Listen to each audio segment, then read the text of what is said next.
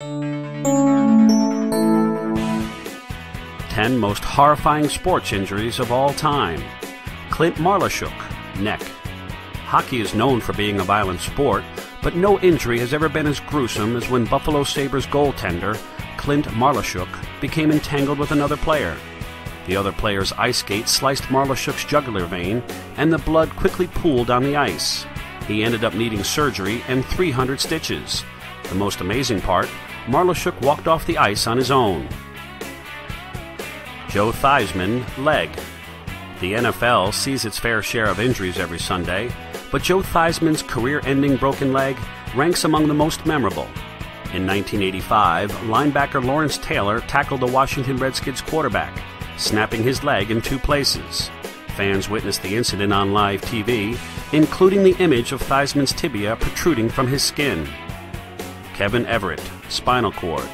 When Buffalo Bills tight end Kevin Everett suffered an injury on the field in 2007, fans and players on both teams watched in shock as he laid on the field, unable to move.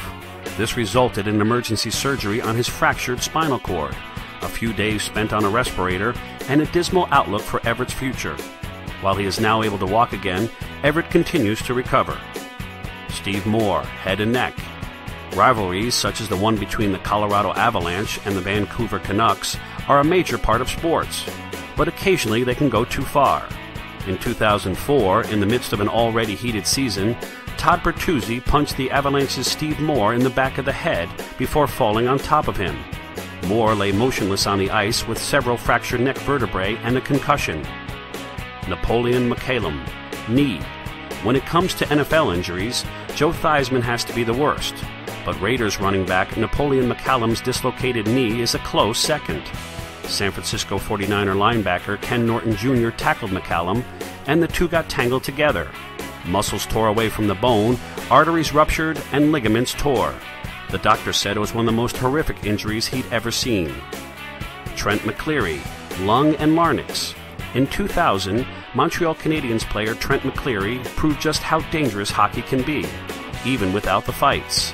The puck hit McCleary right in the area of his larynx, shattering it and collapsing a lung. He walked away from the game, but fans didn't know he couldn't breathe or speak until he collapsed on the bench. Thankfully, medical staff on the scene partially opened his airway. Brian Berard, eye. A description of the eye injury Brian Berard experienced while playing for the Toronto Maple Leafs is enough to make you want to wear safety goggles to walk to the mailbox. Doctors feared Berard would lose the eye that another player sliced right through. 7 surgeries later, they not only saved the eye, but restored his vision to 20/600. Willis McGahee, knee. Most injuries of this nature end a football star's career, but Willis McGahee managed to get through it and go on to become an NFL star who made the Pro Bowl twice. It took place at the 2003 Fiesta Bowl when McGahee played for the University of Miami. He caught a pass and quickly took a hit that bent his knee completely backwards, tearing his ACL, PCL, and MCL. Marcin Walowinski, leg. If you think soccer is much safer than football or hockey, just ask Polish star Marcin Walowinski. In 2009, during a Belgian First League soccer match, he suffered a double leg fracture that broke both his tibia and fibula and the skin. "It looked like I had been bitten by a shark," Walowinski said. Of the injury, surprisingly, he got back to the sport within a year.